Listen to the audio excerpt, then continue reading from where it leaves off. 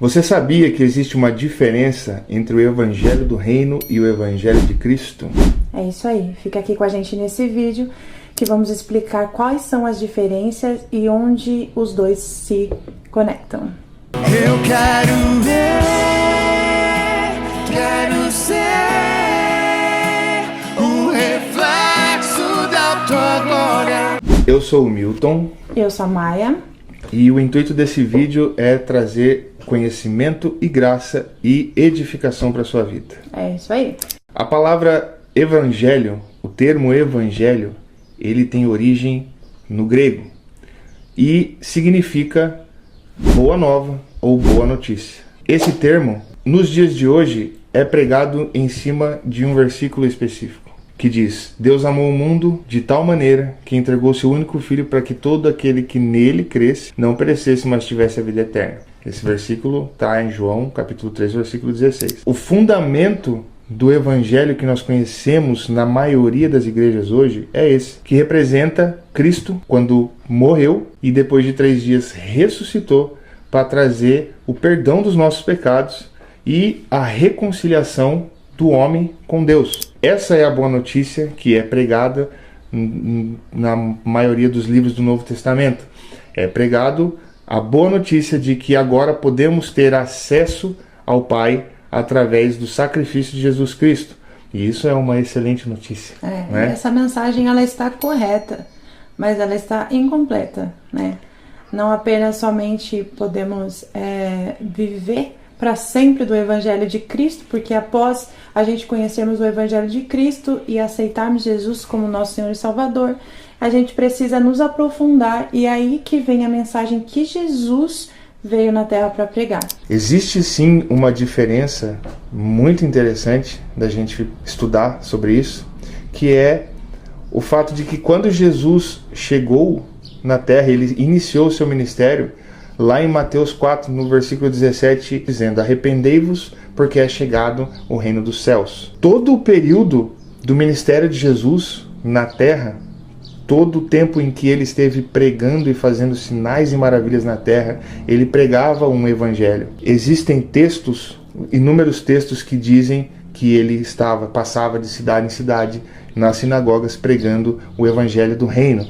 Pregando sempre o evangelho do reino, o evangelho do reino. Esse evangelho do reino que Jesus pregava era o evangelho que era difundido nas pregações de Jesus e dos seus discípulos numa época em que ainda não existia o evangelho de Cristo, porque Cristo ainda não havia morrido e ressuscitado. Ele estava vivendo aquele processo, né?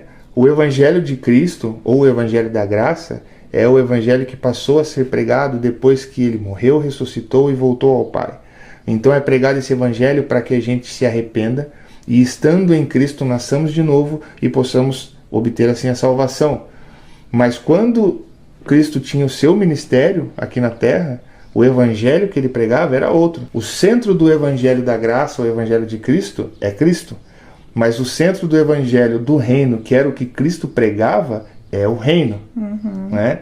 Então vamos entender um pouco mais o que representa esse reino, o que quer dizer esse reino, porque nós não podemos deixar passar algo tão importante, pois Jesus dedicou os 3 anos de ministério que ele esteve pregando constantemente para falar desse reino. Sim. Não para falar do evangelho da graça, mas do evangelho do reino. Jesus também falava, né, sobre crer nele, né? Porém, o centro da mensagem de Jesus era outro. E na verdade, meus irmãos, a gente sabe, falando assim, generalizando, muito pouco sobre o reino. Esse reino que Jesus iniciou o seu ministério pregando sobre ele. A gente estuda muito e fala muito sobre o que Jesus fez, e ele é de fato o caminho, né? Mas o que era esse reino que Jesus pregava? Então a gente precisa ter um despertar para isso e se aprofundar para que a gente consiga falar sobre a importância disso, porque de fato saber sobre o reino nos dá esperança. Saber sobre o evangelho de Cristo nos dá esperança de salvação, mas o evangelho do reino nos dá uma esperança além da nossa salvação. Porque através do evangelho do reino a gente começa a entender o que nós vamos fazer depois que fomos salvos, o porquê nós fomos salvos, para que nós somos salvos. Nós não fomos salvos simplesmente por ser salvos e por dizer que vamos passar a eternidade com Cristo. Sentado numa nuvem. Sentado numa nuvem sem fazer nada. Nós temos uma missão após sermos salvos, né? E Cristo, ele fala para Pôncio Pilatos que o reino dele não é daqui. Porque o reino de Cristo, ele é do céu. O reino é no céu.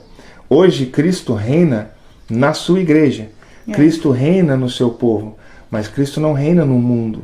O mundo ainda jaz no maligno. Por isso Cristo disse que o reino dele não era daqui. Jesus, ele foi o maior colonizador que existiu. O maior colonizador do reino dos céus. Eu poderia dizer até que talvez o primeiro colonizador de fato. Por quê?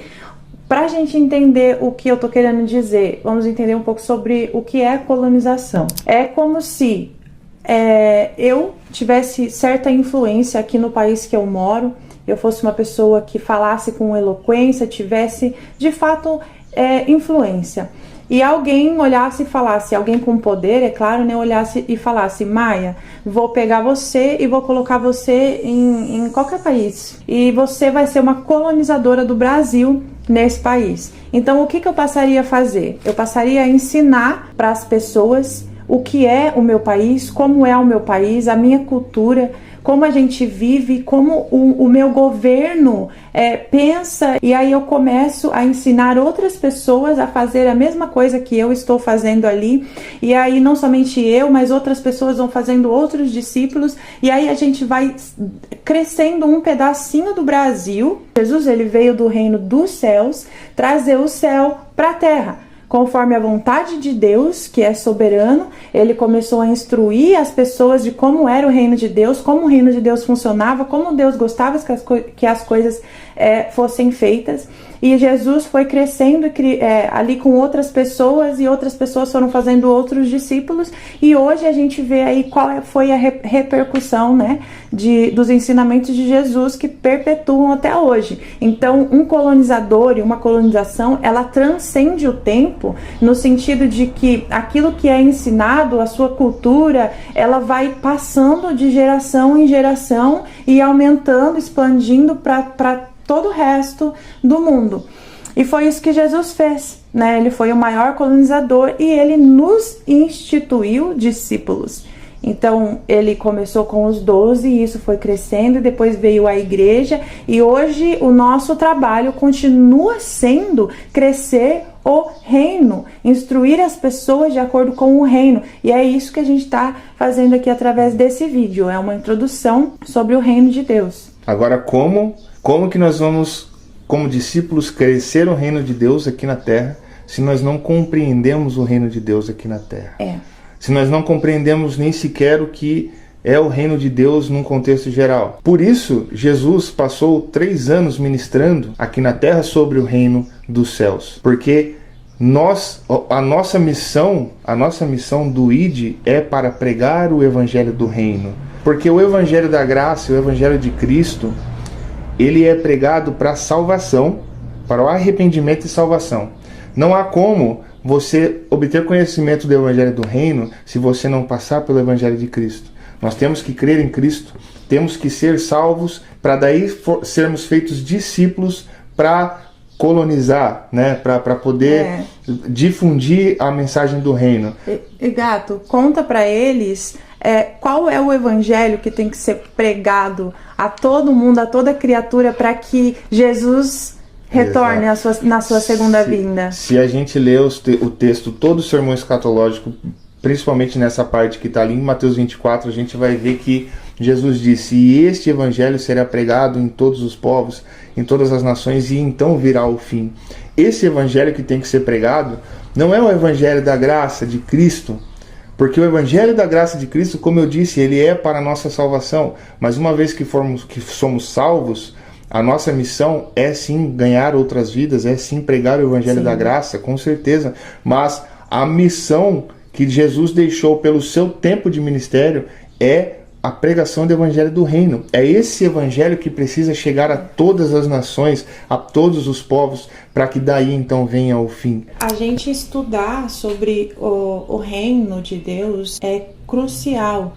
Não somente temos que nessa vida olhar para Jesus e ser como ele é, no sentido de ser manso, ser humilde, viver como ele vivia, mas a gente precisa olhar adiante disso, porque quando Jesus veio na sua primeira vinda, ele inaugurou um reino que ainda está incompleto, mas ele deixou nas nossas mãos a missão de propagar esse reino até que ele volte, para que tudo seja completo e perfeito e ele entregue ao Pai, para que a gente possa de fato para sempre habitar com Deus e ser um com ele. Então é muito importante de fato nós vivermos tudo aquilo que Cristo nos pediu para que fizéssemos. Nós vivendo o evangelho de Cristo, da graça, ele nos pede para ser manso, para ser humilde, para fazer o bem. Aqueles que obedecem aos meus mandamentos, esse é o que me ama.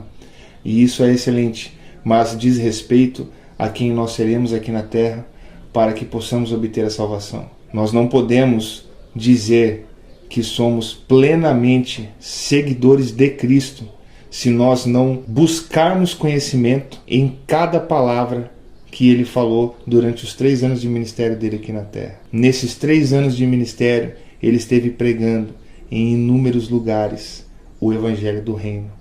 Então, amando ao Senhor como amamos, querendo ser pequenos cristos como nós queremos, nós precisamos conhecer tudo aquilo que ele deixou nos evangelhos escritos para que a gente pudesse viver. Então, para finalizar, eu gostaria de ler um texto que talvez, diante de tudo isso que foi dito, soe um pouco diferente agora. Esse texto está em Hebreus, no capítulo 5, versículo 12. A partir do versículo 12 diz assim. Versículo 11. Do qual muito temos que dizer de difícil interpretação, porquanto vos fizestes negligentes para ouvir.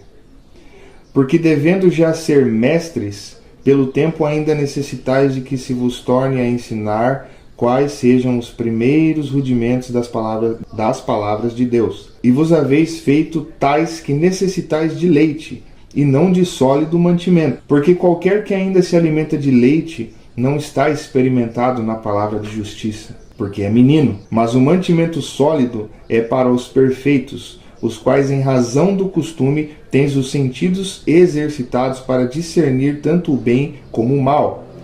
Pelo que, deixando os rudimentos da doutrina de Cristo, prossigamos até a perfeição, não lançando de novo o fundamento do arrependimento de obras mortas e de fé em Deus, e da doutrina dos batismos, e da imposição das mãos, e da ressurreição dos mortos, e do juízo eterno.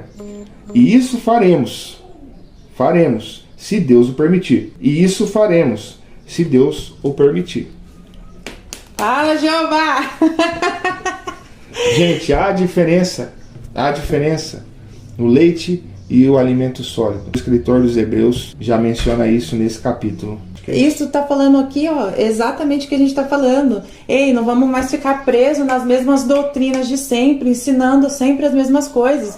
Isso já são coisas que a gente deveria saber de cor salteado, sabe? Mas aí toda vez você vai ali, às vezes, até dentro mesmo de um culto e tá sempre ensinando as mesmas coisas, E Deus né? diz, e o texto aqui diz, isso faremos se Deus o permitir, porque muito provavelmente todo neófito, todo aquele que começou a caminhada com Cristo, que está conhecendo Cristo agora, assim como um bebê, ele precisa, por um tempo, se alimentar de leite materno. Porque é o que vai trazer sustância para ele. Se você der um alimento sólido, ele vai passar mal.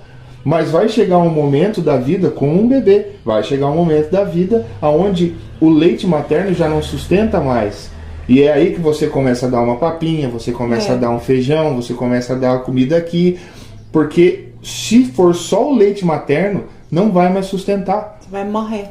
Vai morrer. Então, o alimento sólido é necessário, assim como o leite materno. Mas uma vez que você já se alimentou com leite materno e você já tem a capacidade de aguentar comer um alimento sólido, é necessário que aconteça. É isso aí, pessoal. Amém? Então é isso. Espero que este vídeo tenha te edificado de alguma forma.